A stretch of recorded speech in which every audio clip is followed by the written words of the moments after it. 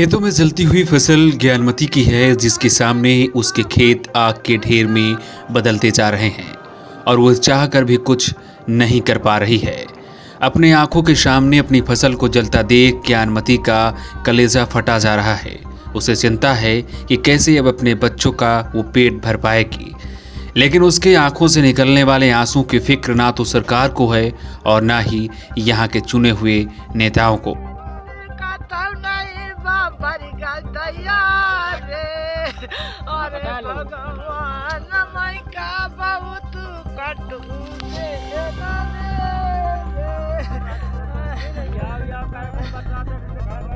लड़का का शादी ठाने रहे हो, कुछ न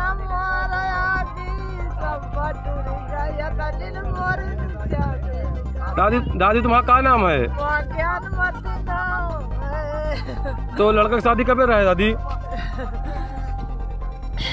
अरे या जाऊं या मोती बंद करा, यहाँ से ढीला हो गए दाना पानी जाऊं रहा, यहाँ चला गया काहे बता होई रे।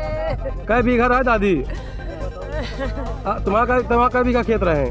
ये दुई बीघा से का पूरा हो रहा होगा। हर साल जिले में हजारों बीघे किसानों की फसल ऐसे ही जलकर राख हो जाती है और इसकी वजह होते हैं खेतों के ऊपर से निकलने वाले बिजली के वो जर्जर तार जो किसानों की मेहनत को जलाकर हर साल राख कर जाते हैं।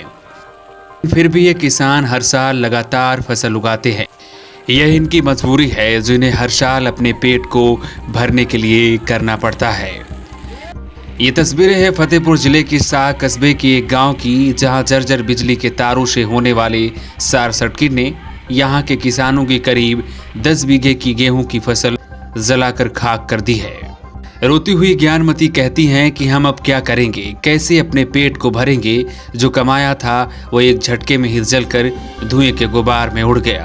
अब कैसे अपने बच्चों का पेट भर पाएंगे। कुछ दिन बाद ही घर में शादी थी जिसे लॉकडाउन की वजह से आगे बढ़ा दिया गया था। अब वो कैसे हो पाएगी। देश में पहले से ही लॉकडाउन चल रहा है। ज्यादातर लोगों के पहले ही रोजगार छिन चुके हैं। बाहर से अब कोई पैसा आने की उम्मीद बिल्कुल नहीं है। लॉकडाउन अगर खुल भी गया तो इतने जल्दी सब बदलने वाला भी नहीं है।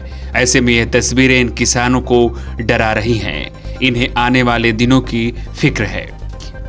किसान राधे श्याम कहते हैं, ये पहली बार नहीं है, ऐसा हर साल होता है। फर्क बस इतना होता है कि इस साल हमारी जली है और अगले साल किसी और की, लेकिन नुकसान तो हर साल होता है। अब तो इसकी आदत सी हो गई है। गिरधर कहते हैं, हमें दुख तब होता है जब हमारे ही आंखों के सामने ही हमारी फसल जलकर राख हो जाती है और हम चाह कर भी कुछ नहीं कर पाते हैं। हम हर साल कोशिश करते हैं कि जितना जल्दी हो सके फसल को काट ले। ऐसे में कभी हम जीत जाते हैं तो कभी यह हत्यारन बिजली। राहुल ने न्यू टाइम से बातचीत करते हुए कहा कि जिले में जब चुनाव आता है तो वोट मांगने वालों की कमी नहीं होती है। हर तीसरा व्यक्ति आपसे वोट देने की बात करता है, किसको देना है और किसको नहीं, किसको जिताना है और किसको हराना है, इसकी आपसे बातें करता है।